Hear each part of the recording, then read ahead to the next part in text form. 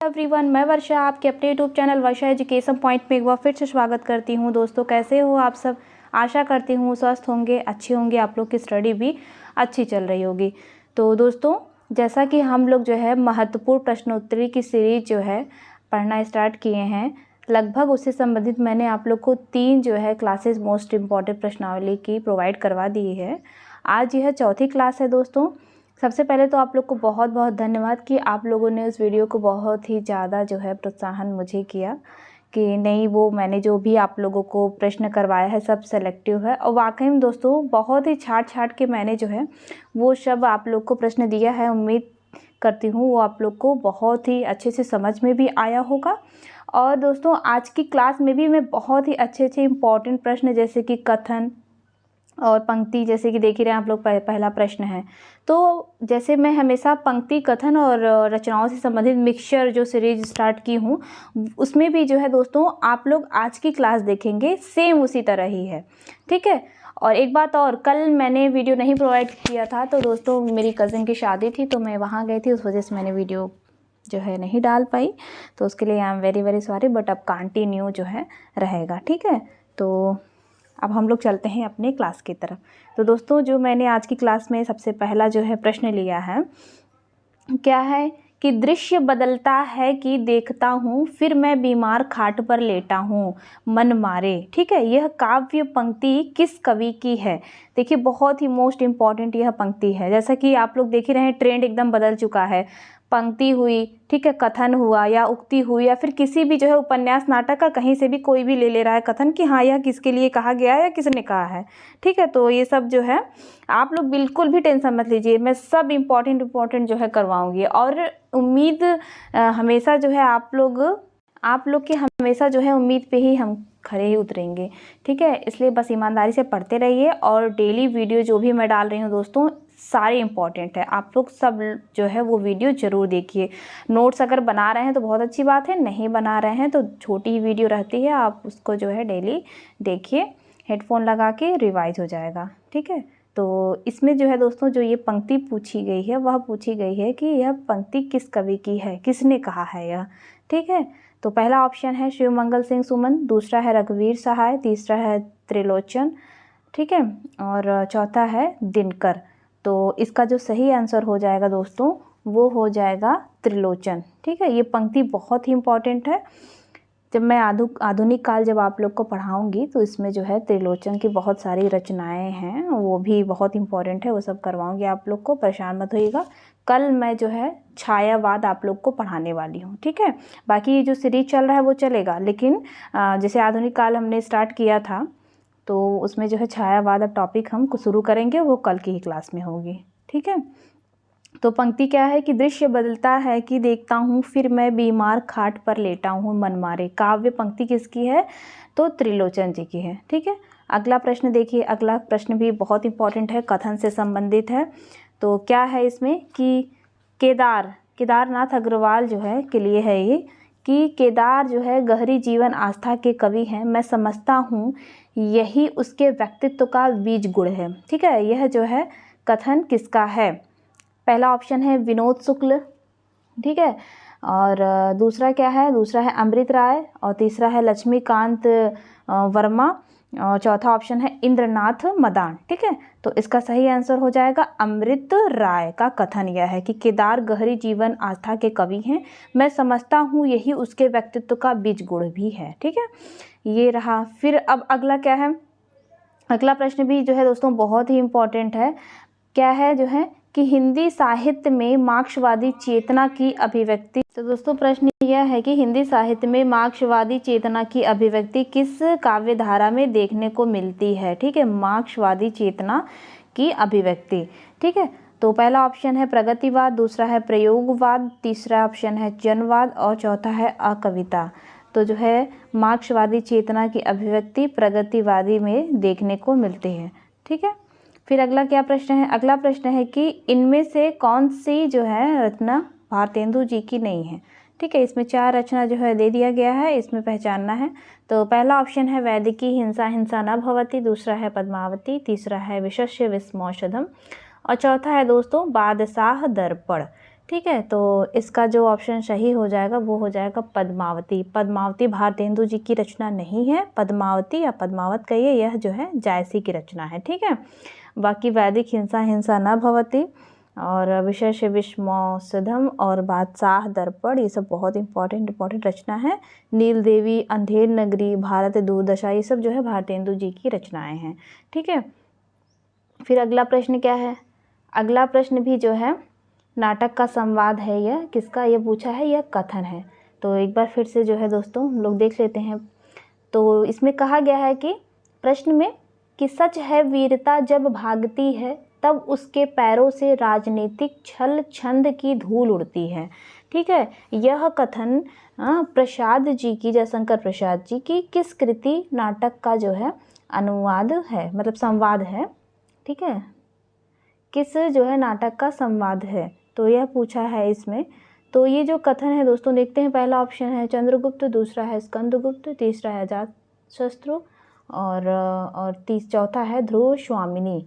ठीक है, तो इसका सही आंसर हो जाएगा दोस्तों यह कथन ध्रुव स्वामिनी जो है का जो है संवाद है। तो इस प्रकार से जो है दोस्तों यह जो है जयशंकर प्रसाद जी का नाटक ध्रुव स्वामिनी है और यह कथन मंदाकिनी द्वारा कहा गया है। ये ध्रुव स्वामिनी का जो है पात्र है, जो नाटक है, तो उसमें यह है मंदाकिनी पात्र, तो इसके जो द्वारा जो है कहा गया है। और यह जो है इसमें पूछा ही प्रश्न है कि किस नाटक का संवाद है, तो इसका सही आंसर हो जाएगा ध्रुव स्वामिनी नाटक। और वैसे भी ये जो है चंद्रगुप्त, अजातशत्रु और स्कंदगुप्त, ये सब जो है रचनाएं भी जयशंकर प्रसाद जी की है। ठीक है, अगला प्रश्न क्या है कि जयशंकर प्रसाद के नाटकों का सही क्रम से जो है मिलाने के लिए दिया हुआ है। तो देखते हैं हम लोग, पहले ही जो है ऑप्शन से मिलाते हैं। अजातशत्रु जो है उसका प्रकाशन वर्ष है 1922। ठीक है, स्कंदगुप्त का क्या है? स्कंदगुप्त का दोस्तों है 1928 है। क्लियर? फिर उसके बाद कामना जो इनका जो है नाटक है जयशंकर प्रसाद जी का, उसका प्रकाशन वर्ष है 1927 है। और जो विशाख है उसका है 1921। ठीक है, ये सब जो है क्रम से मिलाने के लिए आता है। KVS PGT में जो है यह प्रश्न पूछा गया है। तो इसका सही आंसर हो जाएगा दोस्तों फिर विशाख ही, क्योंकि विशाख 1921, फिर अजातशत्रु ये 21 के बाद ही 22 आएगा। ठीक है, कामना 1927 ये हो जाएगा, स्कंदगुप्त 1928। इस प्रकार से बी वाला ऑप्शन सही हो जाएगा। क्लियर? अब अगला प्रश्न क्या है? यह भी जो है कथन से संबंधित है। फिर अगला प्रश्न क्या है दोस्तों देखते हैं हम लोग कि पूछा है प्रश्न में कि प्रगतिवाद विभ्रम है। प्रगतिवाद क्या है? विभ्रम है। यह कथन किसका है? ठीक है, यह कथन जो है पहला ऑप्शन अज्ञेय है, दूसरा है त्रिलोचन, तीसरा है डॉक्टर जगदीश गुप्त, चौथा है नामवर सिंह। तो इसका जो सही आंसर हो जाएगा वह हो जाएगा डॉक्टर जगदीश गुप्त का यह कथन है। देखिए, प्रगतिवाद से दो जो है प्रश्न मिल गए। एक तो अभी इसके पहले हम लोगों ने सवाल किया कि मार्क्सवादी चेतना की अभिव्यक्ति जिस काव्य धारा में देखने को मिलती है वह काव्य धारा प्रगतिवाद कहलाती है। और प्रगतिवाद से ये दूसरा प्रश्न यह है कि प्रगतिवाद विभ्रम है, यह कथन किसका है? डॉक्टर जगदीश गुप्त। दोनों बहुत इंपॉर्टेंट है, इसलिए मैंने जो है प्रश्न लिया है। फिर अगला है दोस्तों, यह भी जो है कथन से संबंधित है कि प्रगतिवाद छायावाद की भस्म से नहीं पैदा हुआ बल्कि उसका गला घोटकर पैदा हुआ। Very very very very important. ठीक है, 100 बार वेरी इंपॉर्टेंट, क्योंकि बहुत अच्छा प्रश्न है यह। तो पहला है ऑप्शन रामविलास शर्मा, दूसरा है डॉक्टर नगेन, तीसरा है शिवदान सिंह चौहान, चौथा है नंदुलारे वाजपेयी। तो इसका जो सही आंसर हो जाएगा दोस्तों यह हो जाएगा डॉक्टर नगेंद्र का जो है यह कथन है।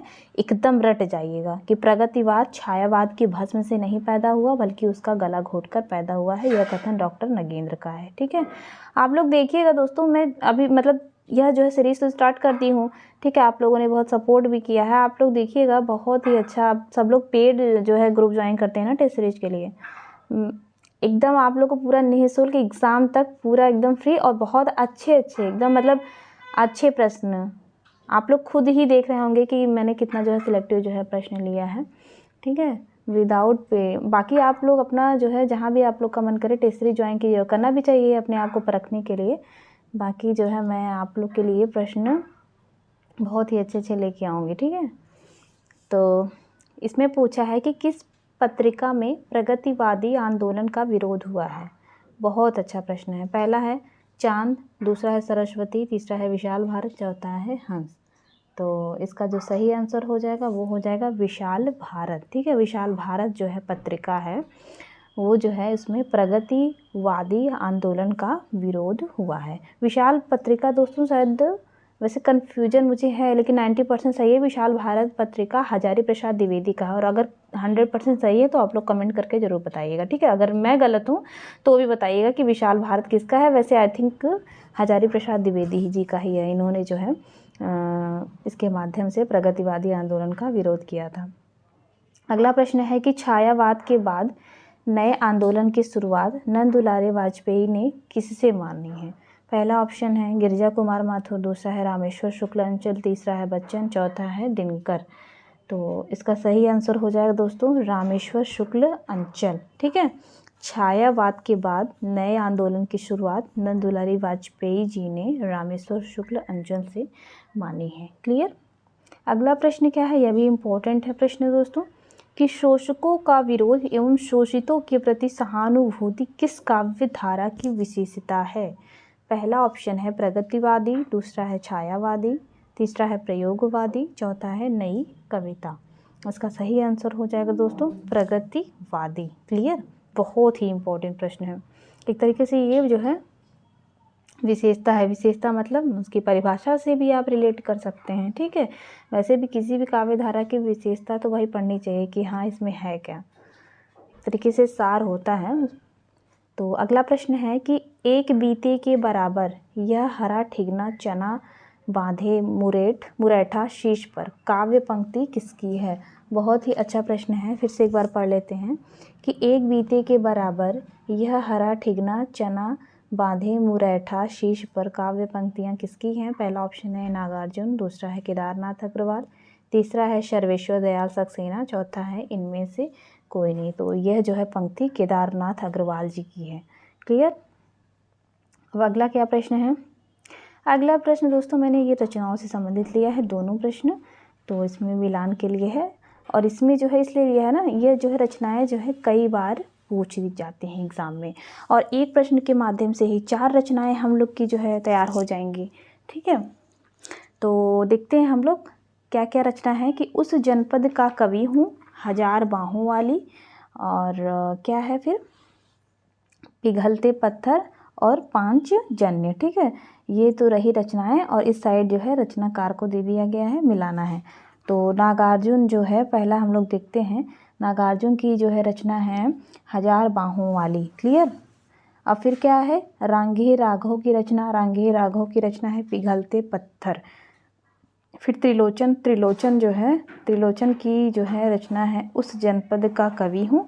फिर चौथा हो गया आरसी प्रसाद सिंह। ठीक है, अब आरसी प्रसाद सिंह की रचना है 5 जन्य। क्लियर। तो इस हिसाब से जो है ग वाला आंसर सही हो जाएगा, पहले का दूसरा और दूसरे का जो है तीसरा, तीसरे का पहला और चौथे का जो है चौथा वाला ऑप्शन। क्लियर। फिर अगला है कि निम्न रचनाओं को सुमेलित कीजिए। इसमें भी जो है दोस्तों देखिए 4 रचनाएं हम लोग की एक ही प्रश्न में। अब देखिए 2 प्रश्नों के माध्यम से 4 रचनाएं तैयार हो गई यानी कि 8। ठीक है, फिर इसमें पहला जो है रचना क्या है कि मिट्टी की बारात, दूसरी है सतरंगे पंखों वाली, तीसरा है पांचाली, चौथा है अपराजिता। मिट्टी की बारात जो रचना है वो उसके रचनाकार कौन है, उसके रचनाकार हैं त्रिलोचन। ठीक है, फिर दूसरा है सतरंगे पंखों वाली नागार्जुन की रचना है। फिर उसके बाद पांचाली रांगे राघव की रचना है। अपराजिता रामेश्वर शुक्ल अंचल का है। तो इस प्रकार से जो है ख वाला आंसर सही हो जाएगा। ठीक है, तो आज की दोस्तों क्लास यहीं समाप्त करते हैं। क्वेश्चन कैसे लगे कमेंट करके ज़रूर बताइएगा, अच्छे लगे होंगे तो लाइक ज़रूर कर दीजिएगा और अच्छे अच्छे कमेंट कीजिए। और बाकी कल की क्लास में हम लोग छायावाद को अपने स्टार्ट करेंगे। ठीक है, अच्छे से पढ़ाई करते रहिए। तब तक के लिए धन्यवाद।